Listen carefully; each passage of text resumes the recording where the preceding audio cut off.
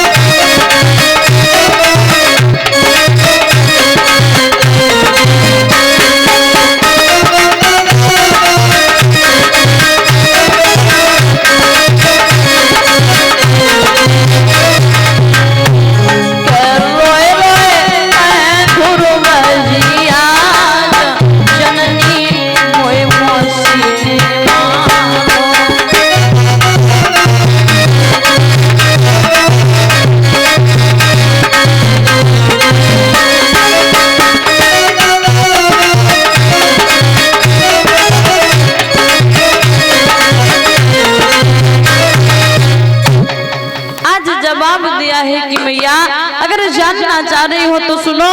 रोने का कारण ये है कि मुझे मौसी ने मारा।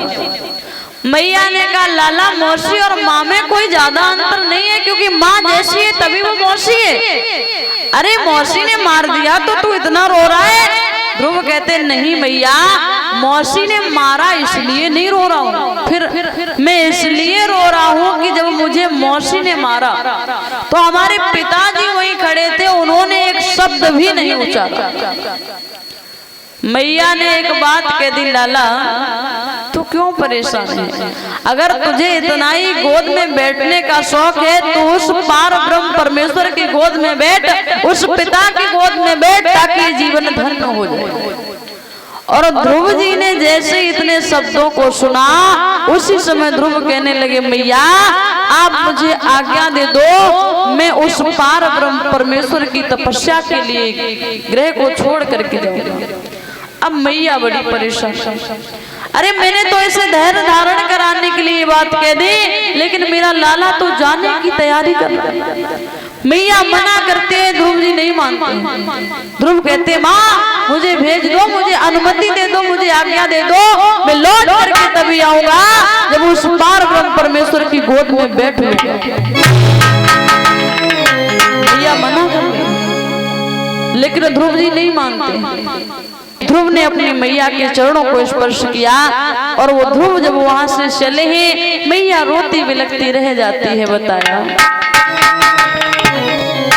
क्या घरा बिलखत छोड़ी मात हो, मात बन जाई रहो है ओ तारी घरा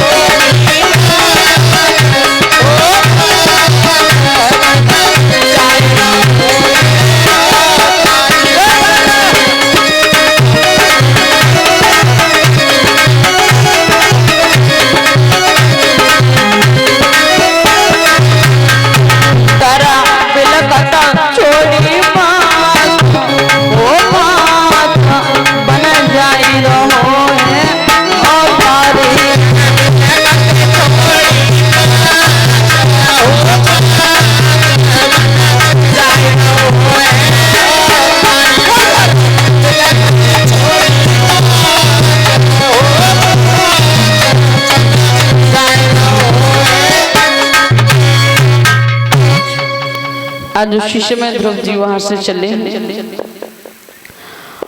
और जैसे ही चले हैं तो महाराज उत्तानपाद को ये बात मालूम हुई। उन्होंने सैनिकों को भेजा, बोले जाओ जा करके ध्रुव से कह देना वापस आ जाए और मैं आज से उसे गेहूं की रोटी का इंतजाम करके दे दूंगा।